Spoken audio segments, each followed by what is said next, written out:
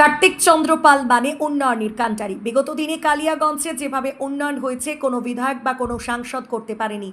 যদি কার্তিক পালকে কেন্দ্রীয় মন্ত্রী করলে গোটা দেশের জন্য উন্নয়নের কাজ করতে পারতেন, কিন্তু কালিয়াগঞ্জের পৌরপতি হয়ে শুধু কালিয়াগঞ্জে উন্নয়নের কাজ করতে পারবেন জনগণের ধারণা। রায়গঞ্জ লোকসভার বিভিন্ন এলাকায় মানুষের দাবি ও সমস্যা কি মিলবে, এটা জনগণ ও ভোটারদের প্রশ্ন।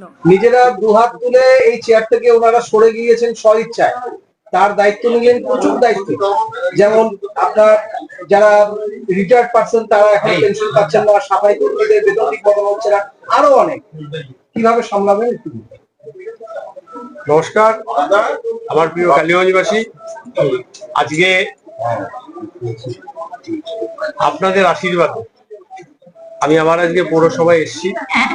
এই পৌরসভা বর্তমান পরিস্থিতি খুব খারাপ। চারিদিকে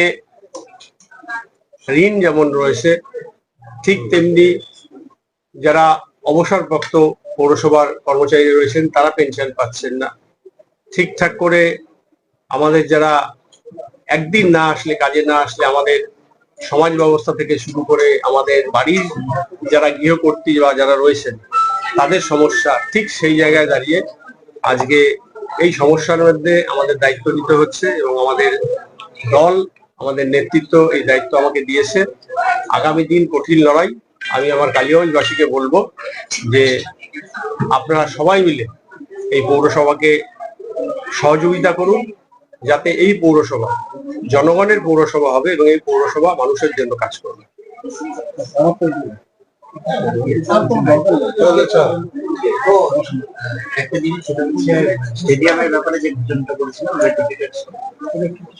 কালিয়াগঞ্জের স্টেডিয়াম যখন আমি পৌরপতি ছিলাম তখন শুরু হয়েছিল বিএডিপি ফান্ড। তারপরে সেই স্টেডিয়াম এখনো অব্দি সেই পর্যায়ে রয়েছে, টাকার অভাবে কাজ হচ্ছে না। সেই জন্য আমি আমার এমপি ল্যাডের উদ্যোগে সেখান থেকে আমি 1 কোটি টাকাই দিতে চেয়েছিলাম। সেই 1 কোটি টাকা দরকার নেই, অনুমোদনটা পৌরসভার চলে এসে টাকা হয়তো আজকের মধ্যেই ঢুকে যাবে। এই স্টেডিয়ামের জন্য